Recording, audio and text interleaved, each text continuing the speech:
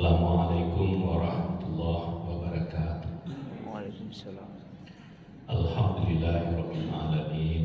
Asyhadu an la ilaha illallah wa asyhadu anna Muhammadar Rasulullah. Rabbi shrah li sadri wa yassir li amri wahlul 'uqdatam min lisani yafqahu qawli. Kita awali pengajian siang ini dengan baca basmalah. Bismillahirrahmanirrahim. Materi kita memahami jadwal salat pendekatan ilmu falak atau ilmu hisab. A'udzubillahi minasyaitonirrajim. Innas salata kanat 'alal mu'minina kitaban mawquta. Sesungguhnya waktu salat itu yang wajib ditentukan buat orang-orang yang beriman. Baru boleh azan dikumandangkan kalau waktunya telah masuk. Misalnya maghrib, matahari masih muncul separuh kalau kita berdiri di sini, matahari terbenam separuhnya masih tampak. Azan maghrib belum boleh dikumandangkan karena matahari belum terbenam.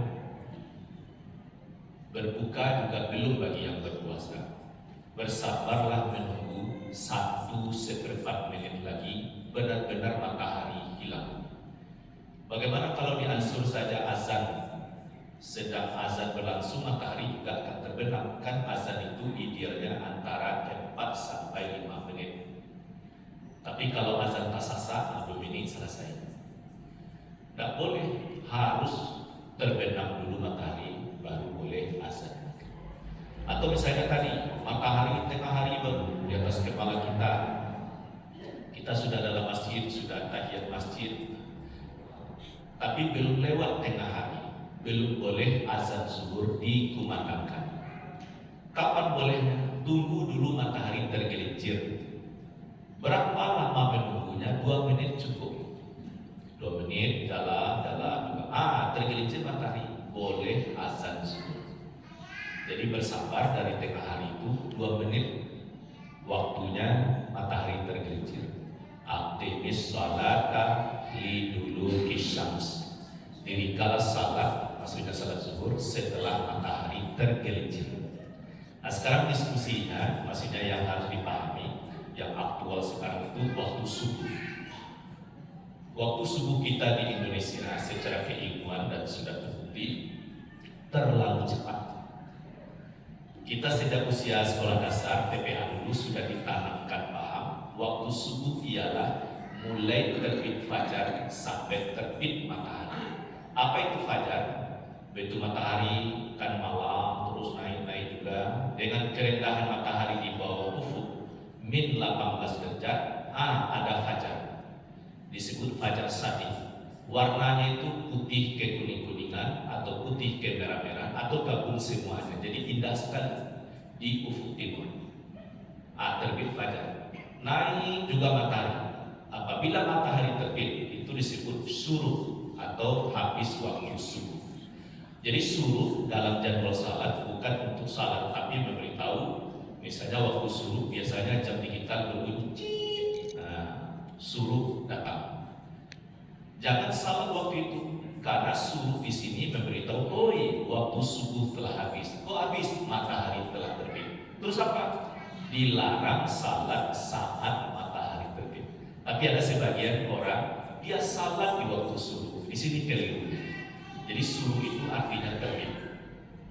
Jadi kalaupun salat tunggulah. Kalau saya merekomendasikan yang sebagai dosen ilmu falak 20 menit berpendapat kepada pendapat ahli ilmu falak, matahari itu baru sepenggalah naik 20 menit setelah matahari terbit.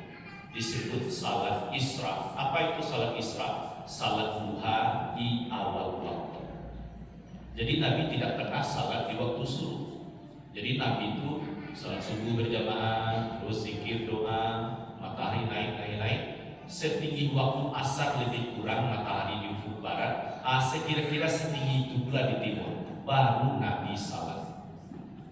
Kalau tak pulang dulu, masih di masjid kan disebut salat Isra yang pahalanya seperti haji, umrah, sempurna.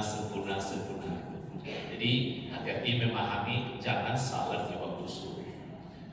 Saya dulu buat di kalender Muhammadiyah, suruh saya buat tulisan di bawah terlarang salat, tapi orang banyak belum mengetahui. Tapi kalau Bapak Ibu di masjidnya mungkin ada kalender Muhammadiyah, subuh,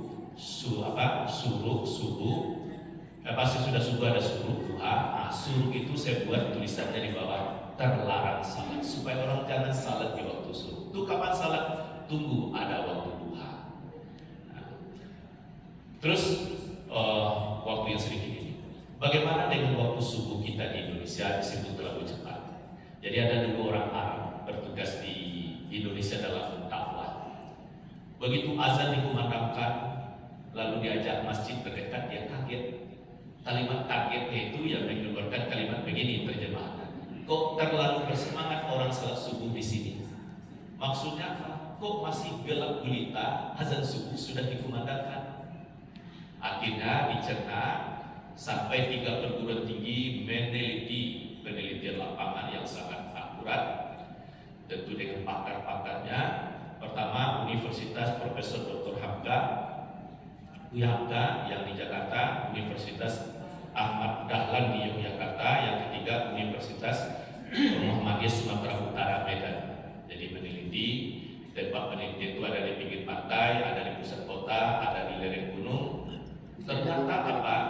Waktu subuh yang dikumandangkan itu ternyata masih gelap gulita. Nah, akhirnya dibawa kepada sidang musyawarah nasional tarjih, diputuskan pada tanggal 20 Desember 2022, lalu ditanfis 2021 bulan Maret tanggal 20, waktu subuh yang lama ditambah 8 menit. Kenapa? Jadi kalau masih azan jadwal subuh yang lama, matahari masih jauh di bawah, fajar belum terbit, sebenarnya masih bisa tahajud, masih bisa bersahur, tapi azan subuh dikumandangkan, padahal waktunya belum masuk. Terus kenapa ditambah 8 menit? Naik matahari 1 derajat dari min 20 naik 1 derajat butuh waktu 4 menit. Jadilah min 19 derajat. Naik 1 derajat lagi min 18 derajat. Begitu matahari dengan kerendahan min 18 derajat baru ada fajar satik. Lalu angka 8 bagaimana? Untuk naik 1 derajat butuh 4 menit. Naik 1 derajat lagi 4 menit. Jadi yang dibutuhkan 2 derajat. Jadi kalau menitnya 8. Nah sekarang alhamdulillah untuk Kota Padang dan Indonesia secara umum, kita ambil saja Kota Padang seperti Masjid Raya Sumbar itu sudah mengeksekusi waktu subuhnya sudah ditambah 4 menit dari waktu yang sudah. Dan sudah banyak masjid raya kan masih bernama Masjid Raya di kecamatan-kecamatan, atau Masjid Nagari masih seperti Masjid Raya Andale, Masjid Raya Kalawi kan masih pakai raya-raya. Tapi sekarang kan penamaan Masjid Raya itu hanya 1 Sumatera Barat. Jadi jangan heran nanti kalau di komplek Bapak azan sudah di sini, kok masjid yang lain belum? Nah, itu ceritanya. Itu sudah diputuskan tanggal 20 Maret 2021. Kalau Malaysia itu bulan Februari 2020 sudah menunda subuhnya 8 menit. Nah, bagaimana MUI? Alhamdulillah saya bawa ini saya tinggalkan mungkin dalam pengurus atau seksi dakwah saya tinggalkan ini. Majelis Ulama Indonesia Sumatera Barat telah bermuzakarah atau berijtima, saya juga hadir, tempatnya di Sijunjuang di kantor bupati dibuka acaranya, dilanjutkan di Hotel Bukit Nanggadang. Nah hasil musyawarah Majelis Ulama Indonesia kalimatnya begini: setelah membaca, memperhatikan dan mendengar dalil-dalil tentang ketentuan waktu salat subuh, memahami petunjuk dalil-dalil tersebut, menelusuri, mengkaji pandangan para ulama dalam bidang terkait dari generasi ke generasi, kemudian membandingkannya dengan hasil penelitian terkini, maka ijtima Komisi Fatwa MUI Sumatera Barat berketetapan hati menganjurkan untuk umat Islam terutama di Sumatera Barat untuk mengikuti penetapan permulaan salat subuh yang berpedoman kepada penentuan terbitnya fajar shadiq berdasarkan posisi matahari minus 18 derajat. Jadi kalau masih jadwal lama dipakai subuh, itu dalamnya 20 derajat. Tapi kalau sudah dinaikkan 20 dikurang 2 kan 18. Jadi ditambah, kalau menitnya ditambah 8 menit. Jadi kalau jadwal salat misalnya hari ini, misalnya pukul 5, jangan azan subuh pukul 5 itu. Kapan? Pukul 5 lewat 8. Alhamdulillah kalau di Muhammadiyah jadwal salat kalender 2022 yang sedang jalan, dan alhamdulillah juga kalender 2023 itu sudah siap dicetak, diikuti juga oleh Masjid Raya Sumbar. Ikuti saja jadwal salat itu sudah benar. Sebab begini, kalau tetap dipakai azan di waktu subuh yang lama, waktunya belum masuk.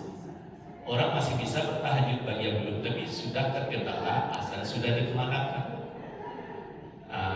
Jadi begitu pemahamannya. Terus sekedar perbandingan mungkin ya sebagian besar atau sebagian banyak di antara kita, bagaimana di Mekah Madinah itu selesai azan terus salat sunat, kemudian salat berjamaah, imamnya di sana enggak juga panjang-panjang ayatnya, kadang rakaat kedua ara'aital ladzi, sedanglah selesai salat zikir doa juga tidak panjang, biasa-biasa saja. Keluar dari Masjid Nabawi, Masjidil Haram, hari sudah terang-terang. Tapi kalau kita di Padang dulu-dulunya dan sampai sebagian ini sudah selesai salat subuh masih gelap. Kadang sudah sampai di rumah masih berkata salah seorang kunci pintu hari lemah masih alam.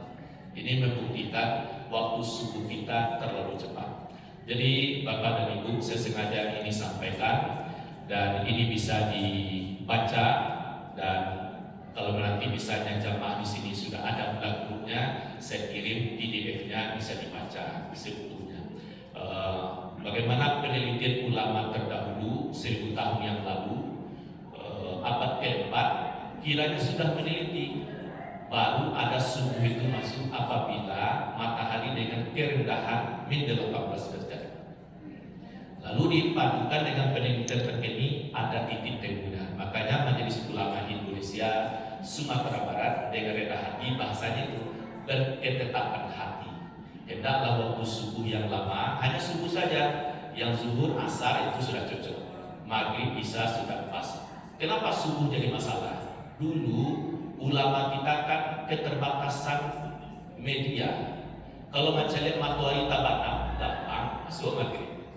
Tapi kalau fajar terbit, awak tampil di gunung-gunung. Kalau di Arab Saudi gampang, kalaupun ada gunung tidak setinggi kita yang ada di Indonesia, jadi mudah melihat fajar itu terbit. Jadi selisihnya juga ada berapa? Hanya 2 derajat. Jadi jam digital yang seperti ini kan berbagai model, itu kan bisa diprogram hanya subuhnya saja ditambah 8 menit. Jadi nanti jangan heran kok beda-beda. Memang ini dalam rangka sosialisasi, belum semua musala masjid yang mengeksekusi waktu subuhnya ditambah 8 menit. Tapi untuk Kota Padang itu grafiknya bagus, sudah banyak yang mencocokkan untuk sahnya salat, karena dalam Al-Quran surat At-Takwir surat ke-81 ayat 18, wasubhi idza tanaffas. Jadi subuh apabila fajar telah memancar. Jadi subuh itu tidak boleh dalam suasana gelap gulita, harus ada fajarnya dulu, namanya fajar shadiq. Kemudian di dalam surat Al-Baqarah 187, wa kulu washrabu hatta yatabayyana lakumul khaytul abyadu minal khaytil aswadi minal fajr. Summa atimmu siyama ilal lail.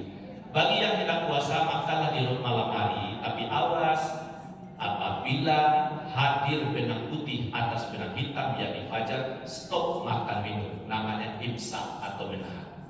Summa atimmu siyama ilal lail. Kemudian sempurnakan puasamu sampai malam. Malam itu maksudnya matahari terbenam. Demikian semoga bermanfaat. Billahi taufiq wal hidayah. Assalamualaikum warahmatullahi wabarakatuh. Waalaikumsalam.